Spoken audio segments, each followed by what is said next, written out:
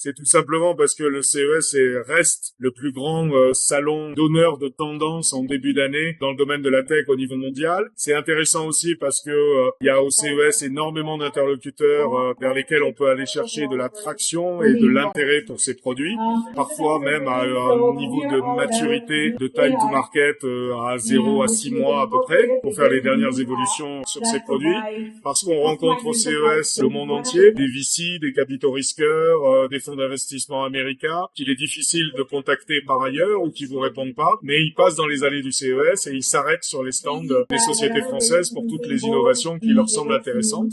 Et puis parce qu'il y a plus de 3000 journalistes aussi au CES et que ça permet de faire parler de ces produits. Cette année, les grandes tendances, c'est une poursuite de la migration du salon, de son ADN original de B2C vers davantage de B2B, la déclinaison de nouveaux verticaux sectoriels. Alors il y a l'automobile et les mobilités qui étaient déjà un vertical sectoriel qui était assez développé ces dernières années et qui continue à se renforcer. La force de cette année, c'est l'irruption de tous les secteurs de la santé, à la fois santé digitale et dispositifs médicaux, avec évidemment de l'IA derrière. Sur le pavillon France, on a quasiment un quart des sociétés françaises qui sont dans le domaine de la santé. Et puis des nouveaux verticaux qui sont en train d'émerger sur le CES, la robotique, insuffisamment présente ces dernières années, et quelque chose qui est plutôt rassurant pour nous Français, c'est tout ce qui est green tech, sustainability, recycling, etc. C'est rassurant parce qu'avec la nouvelle administration américaine, on se serait pas forcément attendu à ça. Mais pour le coup, Gary Shapiro, le CES, finalement tout ce qui est présenté par les géants de la tech est assez clair en la matière, et on a bien vu dans les grandes keynotes, Panasonic,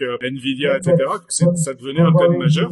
C'est une bonne nouvelle pour les sociétés françaises parce qu'on est plutôt leader aussi sur ce segment d'activité. Et bien entendu, en transversal de toutes ces thématiques sectorielles, on a l'intelligence artificielle qui augmente le pouvoir de toutes ces technologies-là.